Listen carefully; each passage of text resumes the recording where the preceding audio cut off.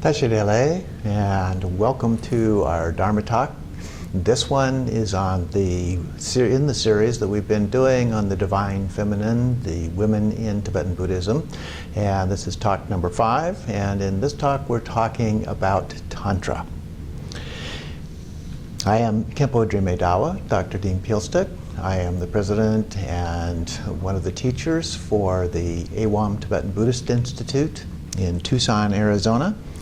And this series examines the sacred or divine feminine and looking at its role and impact on Tibetan Buddhism. In this one, we're talking about Tantra. And so the first question, what is Tantra? And the root of Tan, the T-A-N part of it, means to extend, which is translated as or interpreted as being to extend our knowledge, transcendent knowledge or wisdom. And the other translation is referred to as a weaving together. And so in that context, it refers to a weaving together of the male and female principles, the male principle being compassion, the female principle being wisdom. And so we merge together the compassion and wisdom together as one. Now, there are a variety of practices and rituals associated with Tantra. Some of them use here we use the mundane in order to achieve the super mundane, if you will, generally requiring the guidance of a qualified guru or teacher. Now, in Hinduism and Buddhism, Tantra emerged in slightly different ways, even if they shared the same root beginnings. In Hindu, we focus on the universe as the divine play of Shakti and Shiva, the male and female deities.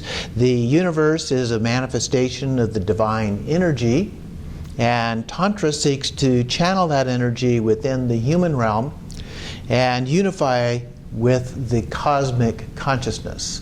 Now, in Buddhism, we have nothing similar to the cosmic consciousness idea. So in Buddhism, the focus is on the union of compassion, the male principle, as I mentioned, and wisdom, the female principle, together, relative and ultimate, and it's done at an individual level. It's also not about sex. It's about transcending sex. The Tibetan cultures don't share some of our Western prudishness when it comes to issues about sex. They have no taboos about using sexual imagery to symbolize the union of compassion and wisdom together, method and emptiness.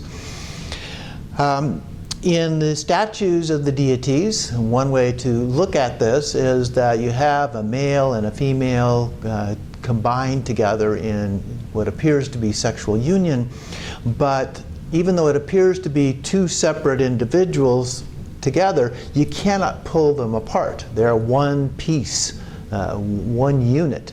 And symbolically, that I think is a very important symbol of the union of the two of them. They are not really two separate things, but one together. In terms of the history of Tantra, we actually know relatively little about that, but we'll talk a little bit about what we do know. Most of the information we have is inconsistent. There's a variety of explanations and so forth. Some trace the origin back to prehistory, pre-written history, to rituals of fertility rites and so forth. Others trace it to the indigenous Indian tradition and their Vedic religion. Back to the 2nd century BCE is the first mention of that, which eventually emerged as Hinduism. The Vedas and Tantra coexisted, though, independently of each other for some time. Eventually, it was assimilated into the Upanishads. But the indigenous tradition of Tantra appears most strongly in regions that were not heavily characterized by the Vedic religion, the northwest, Bengal, and the south parts of what is now India. in the 4th century, we saw this kind of a difference. It developed into the classical period of Tantra for some centuries, particularly between around the 7th century or so up into the 12th century, a time of which toward the end of that period we had the invasions of the Muslims into India and the decimation of various shrines and the universities and so forth associated with Buddhism, and pretty much eliminated Buddhism from the Indian subcontinent. We also saw, as I've mentioned in other talks, that Tantra emerged from a period of strong female participation in Buddhism from around the 1st century BCE through the 1st century CE. Nuns at that time wielded fairly substantial political, economic, and social power through their patronage practices and imperial influence, while their literary efforts and participation in public festivals and dramatic performances signal their cultivation of civic prominence, that taken from Buddhist Goddesses of India by Miranda Shaw. The 6th century emphasis on India, on the divine feminine, is shown in terms of the art, as well as a little bit later than that, some written literature. The goddess status of various deities begins to emerge, so they go from being very insignificant minor figures to very important figures in the tradition. Tantra, as a practice, rejected the cultural and social norms of the time. They protested the rigid structure of the Vedic tradition, which included rules about dress, so they went naked. And they were not to drink alcohol, so they drank alcohol and used drugs. They were not to eat meat, so they did so. They had various sexual restrictions, and so they made sex part of the ritual itself. They tended to violate all of the rules, if you will, a little bit like you might say some teens do. Reminds me of the 60s, if you will, and the liberation movement that occurred during that time. Reggie Ray, in his book Touching Enlightenment, writes about the call of the forest, and he says, within Indian culture, the forest was considered the ideal place for spiritual practice because in the forest there are no rules, there are no presiding authorities. So it becomes an ideal place for the practice of Tantra. The first texts or scriptures, as I mentioned, occurred a little later in the 7th century. We have texts that are dated somewhere between 625 and 650. And these describe the practices that had become the form of deity practice ritual by this time. And it is an alternative to earlier abstract meditations of shamatha and vipassana that we find in the tradition. They became very heavily ritualized and monasticized, if you will, in the Buddhist system, very symbolic. But they were still practiced by yogis and yoginis. They were not bound by monastic vows. The focus is on the liberation from ignorance and rebirth due to the suffering and negative karma that we have experienced in this and previous lives. It spread from India then to Nepal and China, Tibet, and so forth, as well as Korea, Cambodia, Burma, Indonesia, Mongolia, and so forth. So this became a very popular practice and the rituals associated with this. But today, only remnants of this remain within the religious tradition. The modern New Age sacred sex, if you will, is based on the Hindu model and has very little to do with either Hinduism or Buddhism, Tantra. Well, let's look then at the practices themselves from the Buddhist point of view. Here the idea is that you can use desire, the sexual desire in this case specifically, to overcome or transcend desire or other afflictive emotions. In the Buddhist tradition, you can use other afflictive emotions to overcome those emotions as well. But the afflictive emotion of lust or desire, sense desires, but lust in particular, is characteristic of the human realm. And so it's one of the most difficult things for humans to deal with, according to the tradition. And so the deity practice in Buddhism, which is a part of what happened here, so the practices involved and engaged Buddhas and so deities, and so this is a very characteristic aspect of Tantra in Buddhism, are the deity practices.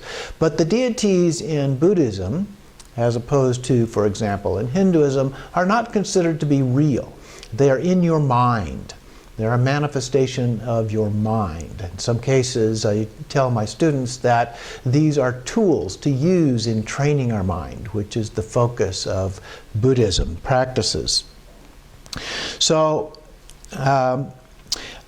it's only after extensive preliminary practices and other forms of meditation that we engage in these practices. And so we have the yogas in which we engage in breathing and other postures. We have mudras or gestures of the hands that we learn. Mantras, which are syllables, words, or phrases. Mandalas, which are symbolic diagrams of the entire universe. And sadhanas, the practice texts, all of which we use as a part of these kinds of practices. There are different types of tantras, many different types, but two main categories, the outer tantras and inner tantras. The outer tantras focus on a single peaceful deity in most cases. Then they are in a peaceful form, and they also are typically outside of us, although in some cases they merge with us and enter into us. In the inner tantras, these are deities in union. So we have a male and female in what appears to be sexual union together, and typically are in a wrathful form. And we are the deity in these practices. There are initiations that are required, or empowerments. There are 4 main empowerments that are often a part of these. And the first one is called the vase empowerment, which is a purification practice, if you will. The secret empowerment, wisdom empowerment, and word empowerment. The last 3 are required in the inner tantras. The secret and wisdom are the 2 that are most associated directly with the practice of Tantra. In the secret, there are cases where in doing the karma mudra, the practice with an actual consort, the initiation is involved, in which the initiate offers the consort to the lama. They have intercourse mixing semen and vaginal fluids together, and the initiate then consumes the nectar of that union. And then they become what is called the son of the clan. The wisdom empowerment then is the actual union between the practitioner and his consort. Later, this became much more symbolic in form and emphasized the union of bliss and emptiness. The stages of the practice, there are 2 main stages of the practice, the generation stage and completion stage. In the generation stage, we identify with and become the deity. And in the completion stage, we use subtle body channels, winds, and drops to transform into the deity and achieve Buddhahood. There are also different levels of practice. The order of these may vary somewhat. The Jnana Mudra is the visualized consort. and karma mudra is an actual human consort.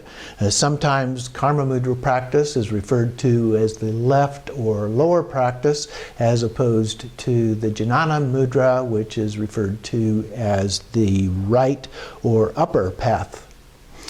And then we come to Mahamudra. Mahamudra is the transcendent level, when we transcend the need for a consort at all. The consort is usually female, but it can be a person of either gender, and so each can be the consort of the other as a part of that. There are qualifications for being a consort. They should be at the same advanced level as the practitioner. Both partners, in other words, should be at the same advanced level. In a few cases, the consort may actually be what is called a willing vessel for the practitioner, but usually they must be fully qualified. They must have the empowerments, they must have practiced the rituals, taken the vows, achieved the same level of realizations, and so forth. And then from doing the practice, they both achieve enlightenment. There are challenges with doing this kind of practice, particularly with a human consort. One might be that you don't have a qualified partner with whom to do this. So you should not push them or forsake them or pursue extramarital relationships with someone who is qualified, but rather maintain love and compassion. You can always do the visualized practices. Or maybe you have no qualified partners available at all, in which case, again, you should pursue the jnana mudra approach and or dzogchen. Then there's also non-tantric sex, so you can just have sacred sex. If you're married, have a significant other partner, you can always engage in sex and practice that from the point of view of pure view, what we call pure view or sacred outlook, where you envision your partner as being a Buddha or other deity. And so this can be done in a way in which the partner is not required to be at any particular level. And so if you're a tantric practitioner, you should always view everything as pure view or sacred outlook. And so if you engage in ordinary sex with anyone, you should always look at them as being a deity in the process of doing that. But the practices are and have been somewhat controversial. In cases there have been the use of young girls, age 16 for example, for the benefit of the Lama in his practice. Some actually banned the practice. Atisha was known for not allowing his monks to either take the secret or wisdom empowerments at all. So they could not do the practices. And Tsongkhapa, the founder of the Gelugpa order, which is the Dalai Lama's order, said that although it was essential for enlightenment in this lifetime, he did not do it. And he opted instead for enlightenment at the time of death rather than break his monastic vows of celibacy. So he said it was only for very advanced practitioners, if it was done at all, and accomplished lay practitioners because of that monastic vow. So lay practitioners are more open to this kind of a relationship, but it is important that you have a qualified consort and that you get instructions from a qualified teacher. King Jigme Dorji Wangchuck banned the practice at all in the country of Bhutan. There are also said to be some dangers, one of which is achieving orgasm during sex. The idea of Tantra is to maintain that sexual energy without letting go of it through orgasm. So the practice is done without orgasm. Another is sharing with non-initiates, people who have not been initiated into the tantric practices, which it is said can result in mental illness or rebirth in the hell realms.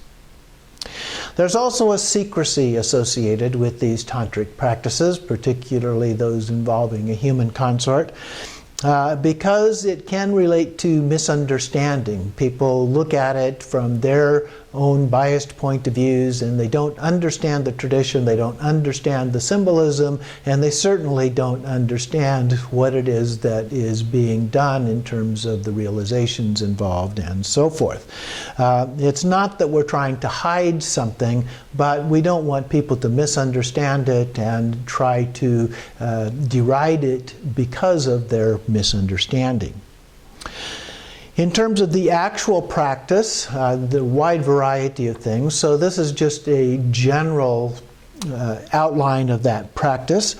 Generally, we begin the practice with what is called tumo, or inner heat, which is one of the 6 yogas of Naropa, at least in some of its systems. And then we bring the subtle winds into the central channel and stabilize them to achieve the most subtle level of clear light. Others of those yogic practices include things like the 4 blisses and the 4 empties, as well as the clear light practices. So those are all put together in order to achieve these practices done with the actual consort. But usually we begin by mastering it as a visualization practice, the Jnana Mudra. And then we do it with the consort. Again, as I mentioned, we do this with no orgasm, in Buddhism at least. And then we engage into the higher and transcendent bliss practices. We sit in a static embrace, and it becomes a form of meditation, body, speech, and mind. It involves the union of the male and female principles until we achieve the state of Mahamudra, where we transcend that and the physical union is no longer needed. In the Gelug tradition, the Gelugpas, the Dalai Lamas, founded by Je Tsongkhapa, even though they said karma mudra is necessary, at least once, Je Tsongkhapa said, to attain enlightenment in this lifetime, ordained monks should only do the visualized practice. The Nyingma tradition, founded by Padmasambhava, however, it is not necessary to do the practice at all. You have the alternative methods involved in Dzogchen for achieving enlightenment. And so the Karma Mudra practice, even though they are done within the tradition, are not necessary to achieving enlightenment. The goal of Tantra, of course, is achieving a level of practice at all times, day and night, 24/7. And so everything becomes meditation. So if you engage in sexual practices, then that is just another form of meditation. But we're trying to realize bliss emptiness with Tantra, and this, of course, is the transcendent bliss, not the sexual bliss. So we're using the sexual bliss to transcend that and to achieve enlightenment, a form of transcendent bliss. So thank you for watching. I hope that you have achieved some benefit from this short talk. The next talk will be on Vajrayogini, one of the key female figures in the tantric practices. She manifests in several different forms and is particularly associated with the completion stage practices.